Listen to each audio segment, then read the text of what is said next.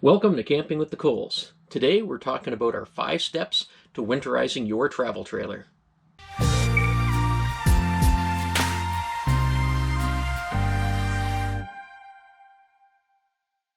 We've come up with 5 steps to winterizing your travel trailer. Winterizing the travel trailer is a very important part of preventative maintenance. If you do it right, it should give you many years of hassle-free use of your travel trailer. We will go into detail on each of the 5 steps, but for now, let's just get right to what the steps are. Step number 1 is to empty it. Step number 2 is to prepare the plumbing system. Step number 3 is to clean it. Step number 4 is to inspect and repair. And step number 5 is final staging. Now, the first step in this whole process is to empty it. Okay, I'm going to start in the bedroom and tell you the things that we've removed. First of all, we removed the bedding, and I've washed that and put that away in the house. I've covered the mattress with a blanket because we have 2 vents in the trailer, one here and one in the bathroom, to allow airflow and prevent condensation. But during the winter, there is crud that falls from both vents, just a little bit, and that's why I keep the blanket on the mattress just to protect it. And we've removed all the clothing from the closets and the cupboards. What else? I've removed all the blankets, cushions from the couch, and I've emptied out all the bedding from under the couch as well. In the pantry, all the food items are gone. I don't leave anything, no non-perishable items or anything that would be an animal attractant. Last year was actually the first year we forgot to bring the TV out, but we left it in and it was fine, so I think we'll leave it again this year. Fridge and freezer are empty, washed out, and the little clippets are in here to keep the doors from closing, because if you close them during the winter, moisture builds up and you will have mold. So we don't want to keep the doors closed. So that's what those are for. For the kitchen, I've left most of the dishes because they're Corral and they do okay. In the winter, I've just taken out my collapsible ware. Acrylic glass is anything that could freeze and crack. So I've left all the utensils in this drawer. And tea towels and dishcloths, took those out.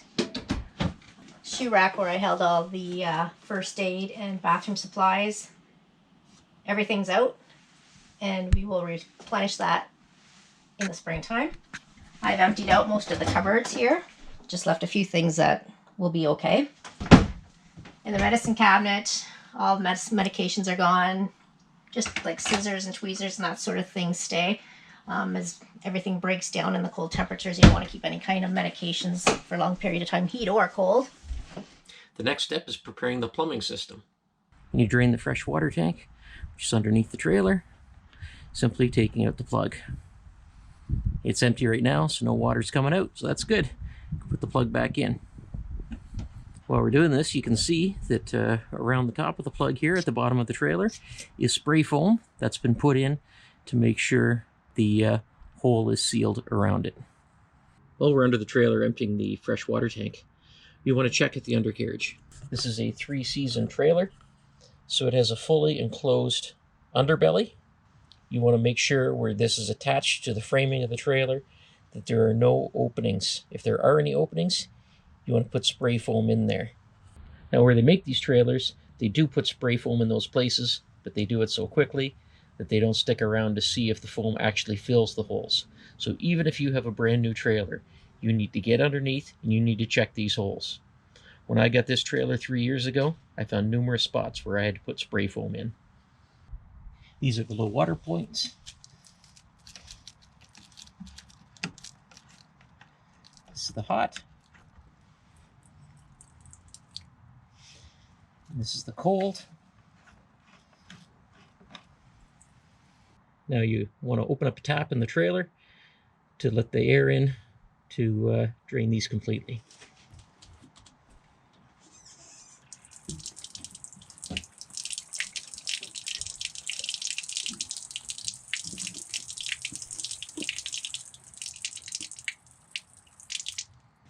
And you can close them back up. Again, you want to check the spray foam all around here. Make sure it's still in good shape so that critters can't get in. Before you start preparing the plumbing system, you want to close the hot water tank.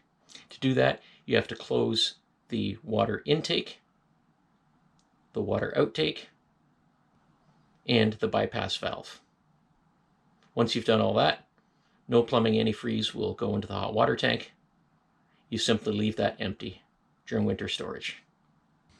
Everybody's trailer is different as to where their water pump is, but ours is in the kitchen, right under the oven, in here. Now you see there's two pipes. This one is coming from the fresh water tank, and it's going into the pump. And this is a loose pipe that is for filling up with the plumbing antifreeze. So what we need to do here is we need to turn off the pipe that goes to the fresh water tank, and we need to open up this pipe. Take the pipe that's loose and is now open, you put it in a jug of plumbing antifreeze, and then you turn on the pump.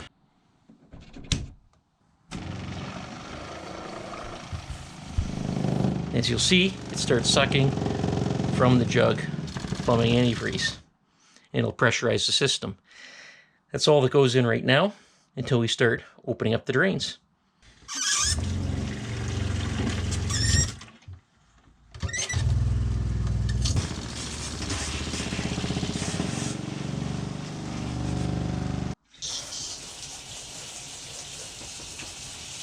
Pink plumbing antifreeze comes out.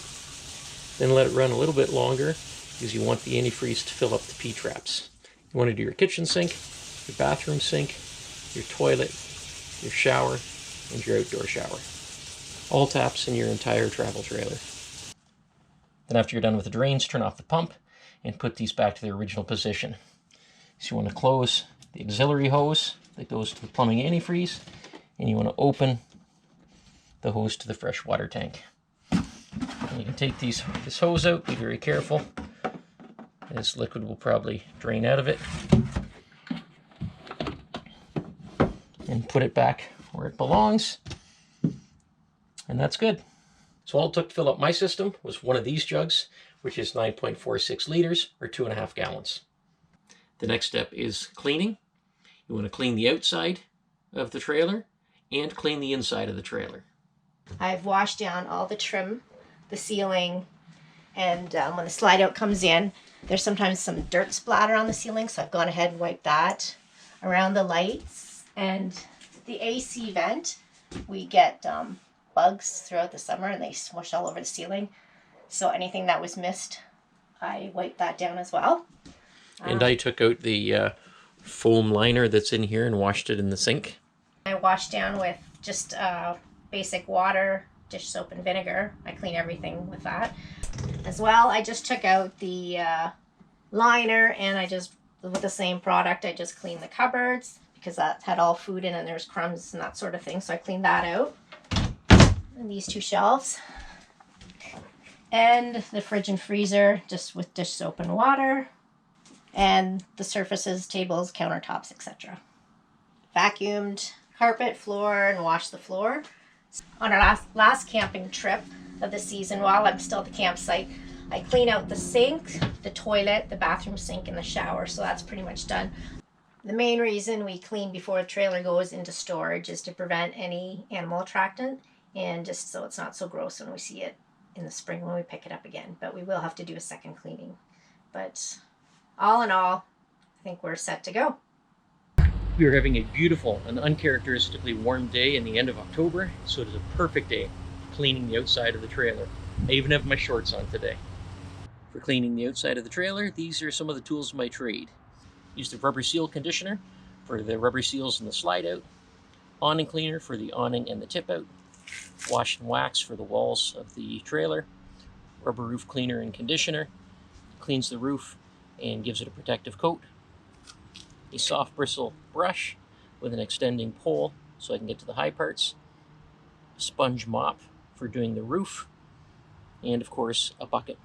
And a magic eraser, but we'll get to that later.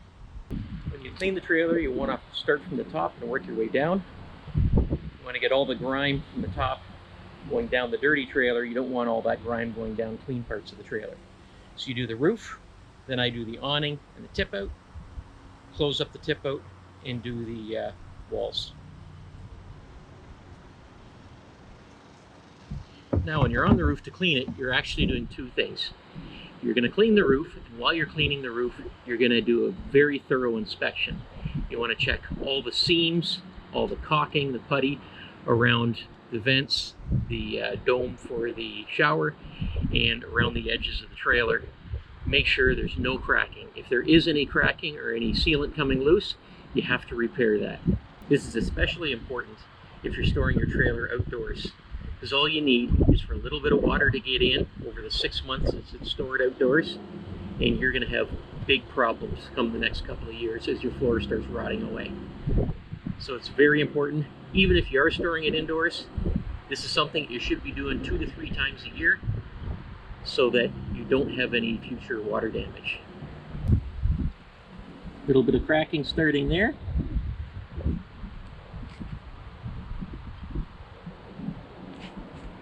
Cracking starting there. Cracking all along here. Again, more cracking. More cracking. This was cracking in the springtime, and I repaired that, and it's still looking good. More cracking. So it looks like I have a lot of cracking going on of the caulking. I'll have to get some lap sealant and fix all that. I'll show you how it's done when we get to the repair area.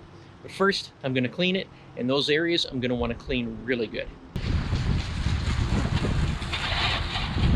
I normally wash and rinse the trailer with a pressure washer, but I loaned that out, so unfortunately I don't have it right now, so this is going to have to do for now. If you do use a pressure washer, you want to make sure you don't have a nozzle on it that makes it really powerful. You don't want to damage the rubber roof, and on the walls you don't want to damage the finish. So just put it on a lighter pressure. I've diluted the rubber roof cleaner and conditioner with some water, and now I'm going to scrub it on with the mop. Do small areas and then rinse it off. You don't want it to dry on like that.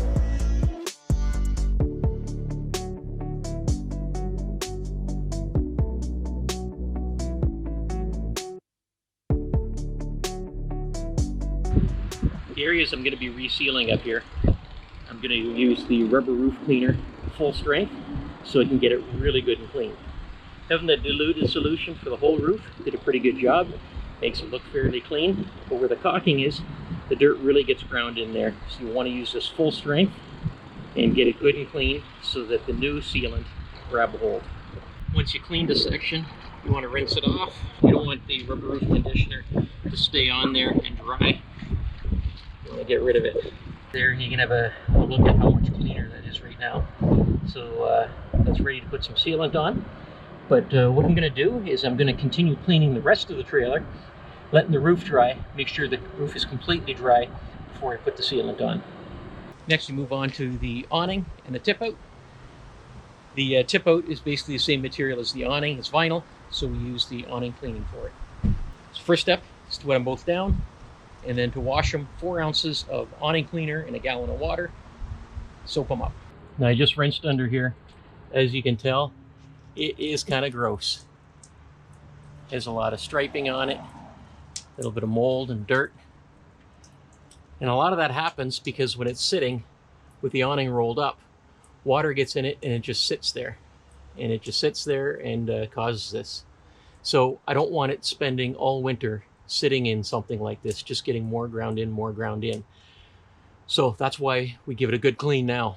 And when you watch, as we use the awning cleaner on it, it will give this a bit of a clean, but for a real tough ground in spot, you'll see we have a little trick for that. You might even call it magic. Again, I'm going to use my trusty mop for this. And it's actually getting it pretty good.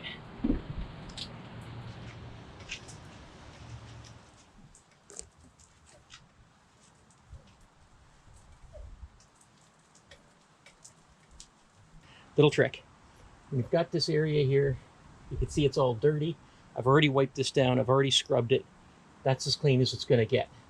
Well, you take a magic eraser and watch. It's like magic. It just wipes the stuff right off. Look at that. Perfectly clean. It's the cleanest part of the entire awning right there. These magic erasers are truly magic.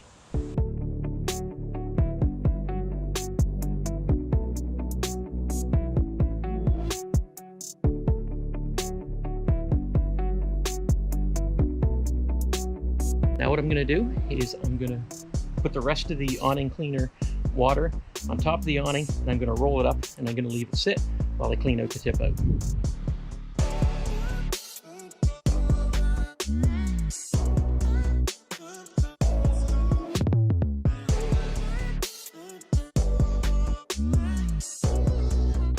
Tip out's done. That's time to open up the awning and rinse it off. Now it's time to wash the body of the trailer. I do it one side at a time. I give it a good rinse down, wash, and another rinse down, move on to the next side. With the wash and wax cleaner that I use, it's 2 ounces of the cleaner for 2 gallons of water.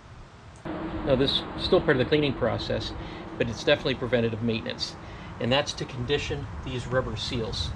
These go in and out as the slide out goes in and out. You don't want these cracking. You want to keep them nice, soft, pliable. So you have to do it at the top, you do that from the roof, and you do it at the sides, on both sides. So all you do with this stuff, spray it on from about 3 inches, let it foam up.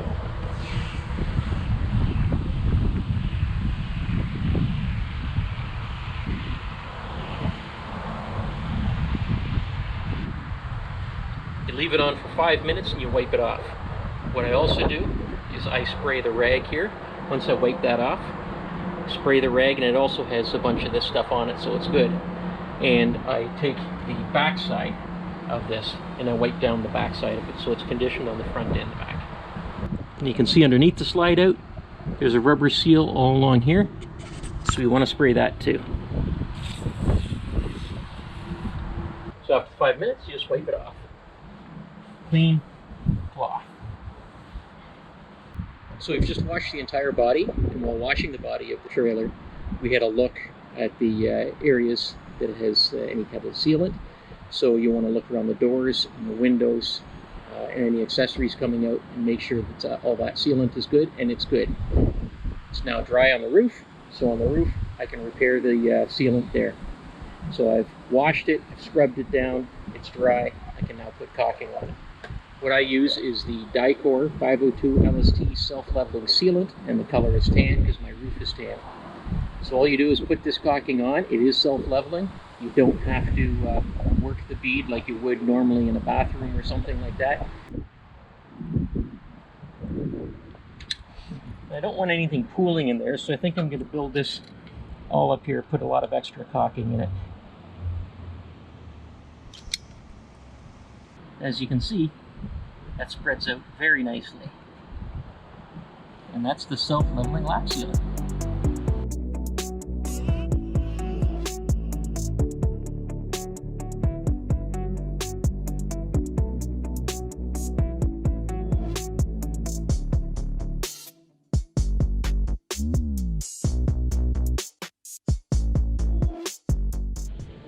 Now we're at final staging. We pulled it in under the overhang, put the stabilizer jacks down, put the chocks in. Inside, I've just put the clips on to finalize keeping the fridge and freezer open so they don't get moldy from moisture throughout the winter. I closed all the blinds so we don't get sun in and faded furniture. I put 3 damp traps through, one here, one in the bathroom, and one on the bedside table. And I just tossed about some downy sheets just so it smells nice when we open it up again in the spring. Now we just closed the blinds. We are under a covering here, so we don't have a lot of light shining in. But if you do have a lot of light shining in because you're parking it outside, you might want to put something like cardboard or something like that between the window and the blinds, just so it doesn't actually fade your blinds. Disconnect the TPMS wires and take them out.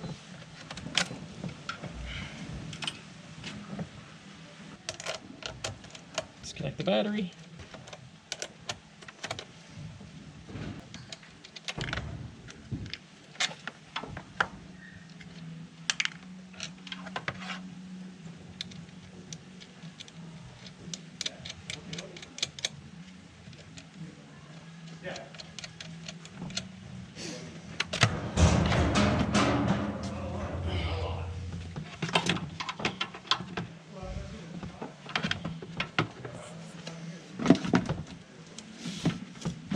Now I'll take off the signal booster for the TPMS. There's no reason to leave it here over the winter. Just disconnect it and take it home. I think I'm just going to feed the wires through here, and I'll leave those cable ties on. And I'm going to take off the transmitters for the TPMS. And you put the cap back on that, and take off all 4 of these, and take the batteries out of them and store them for the winter in a nice warm climate. I put some duct tape over the furnace exhaust. Do that just to prevent spiders and other things getting in there and making a nest. If you live in a climate that gets below freezing in the wintertime, you're going to want to store your batteries indoors. I store it in the basement, and I hook it up to a trickle charger. I just put it on the trickle charger about once a month for a day or so. But you can leave it on the trickle charger. The one we have is a smart device. So you can leave it on the entire winter long, and it just charges it throughout, and it won't overcharge it. And your battery will be ready to go in the springtime when you pick up the trailer. And there you go, that's it. Those are the 5 steps for winterizing your travel trailer. 1, 2, 3, 4, 5. And our baby's all tucked away for the winter, and we'll be retrieving her again in a short 6 months for the next season. Yay! We're looking forward to that. We'll see you then. Bye. Bye.